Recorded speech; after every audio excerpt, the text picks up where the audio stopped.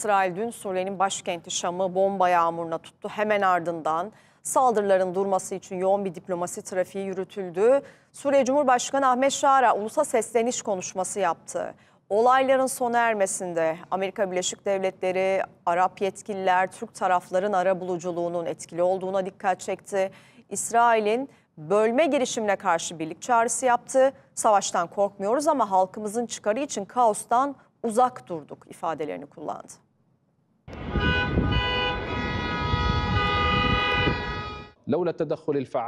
Bölgeyi bilinmez bir kaderden Türk, Amerikan ve Arap arabuluculuğu kurtardı. İsrail bu kez Suriye'nin güneyindeki Süveyda'da Dürzilerin güvenliğini sağlama bahanesiyle hava saldırıları düzenledi. Hedefte başkent Şam'daki Genelkurmay Başkanlığı ve Cumhurbaşkanlığı Sarayı'nın çevresi vardı. Dera ve Süveyda'da ise askeri yerleşkelere saldırı düzenlendi. Hızla tırmanan gerilimin ardından Amerika Birleşik Devletleri devreye girdi. Dışişleri Bakanı Marco Rubio, iki ülke arasında yaşananları yanlış anlaşılma diye niteledi. Çatışmalara taraf olan tüm aktörlerle temas kurduk. Endişe verici durumu sona erdirecek somut adımlar üzerinde mutabık kaldık dedi. Suriye Cumhurbaşkanı Ahmet Şara da saldırıların ardından ulusa sesleniş konuşması yaptı. Amerika Birleşik Devletleri, Türkiye ve Arap ülkelerinin üstlendiği arabuluculuk rolünden övgüyle bahsetti.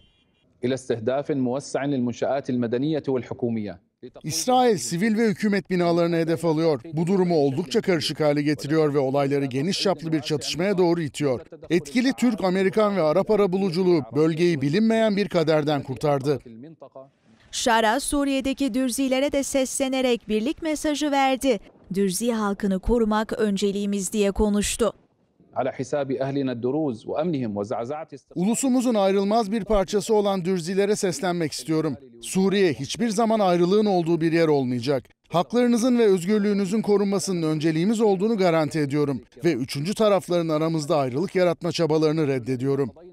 Peki Suriye'deki olayların merkezindeki Süveyda'da son durum ne? Suriye ordusu ateşkes sağlanmasının ardından kentten kademeli olarak çekilmeye başladı. Şara, kentteki güvenliği yerel grupların sorumluluğuna bıraktıklarını söyledi. Süveyda'nın güvenliğini yerel grupların ve şeyhlerin sorumluluğuna bırakma kararı aldık. Bu kararın ulusal birliğimize verdiğimiz önemden ve ülkemizin kapsamlı bir savaşa sürüklenmesini engelleme isteğimizden geldiğini vurgulamak istiyorum.